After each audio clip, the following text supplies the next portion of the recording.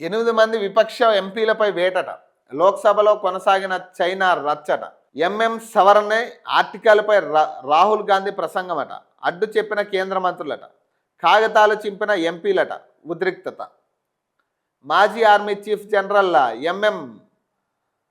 నరవానే ఆర్టికల్ను ప్రస్తావిస్తూ 2020 భారత్ చైనా సరిహద్దు ఘర్షణలపై ప్రతిపక్ష నేత రాహుల్ గాంధీ చేసిన వ్యాఖ్యలతో మంగళవారం లోక్సభలో మరోసారి తీవ్ర గందరగోళం నెలకొంది. సభ నిబంధనలను ఉల్లంఘిస్తూ చైర్పై కాగితాలు విసిరినట్లు ఆరోపణలతో 8 మంది ప్రతిపక్ష ఎంపీలను బడ్జెట్ సమావేశాలు మిగిలిన కాలానికి లోక్సభ నుంచి సస్పెండ్ చేసిందట. ఈ క్రమంలో సభలో ఉద్రిక్తత నెలకొనగా పలుమార్లు వాయిదా పడిందట. రాష్ట్రపతి ప్రసంగానికి ధన్యవాద తీర్మానంపై చర్చ జరుగుతున్న సమయంలో 2020 తూర్పు లదాఖ్లో భారత్ చైనా ప్రతిష్టంభన అంశాన్ని ప్రస్తావించేందుకు రాహుల్ గాంధీ పట్టుబడడంతో ఉద్రిక్తత నెలకొంది.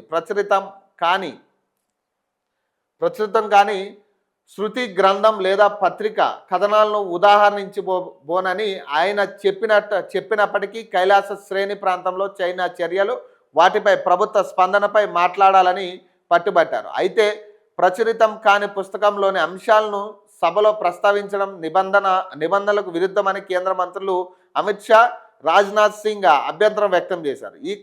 ఈ క్రమంలో రాహుల్ గాంధీని మాట్లాడనీయకుండా మైక్ కట్ చేశారని ఆరోపిస్తూ కాగితాలు చింపి ప్రతిపక్షాలు నిరసన తెలపడంతో పరిస్థితి మరింత ఉధృతంగా మారిందట. సభ నిబంధనలను ఉల్లంఘించిన చైర్పై కాగితాలు విసిరారని ఆరోపిస్తూ వారిని బడ్జెట్ సమావేశాల మిగిలిన కాలానికి సస్పెండ్ చేయాలని తీర్మానాన్ని పార్లమెంటరీ వ్యవహారాల మంత్రి కిరణ్ ప్రవేశపెట్టారట. నిరసనల మధ్య తీర్మానం ఆమోదం పొందింది.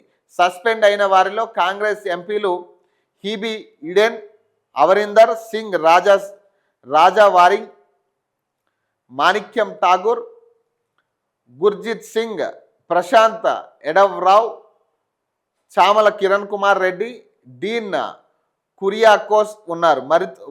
వీరితో సిపిఐ ఎంపీ ఎస్ వెంకటేషన్ ఉన్నారట.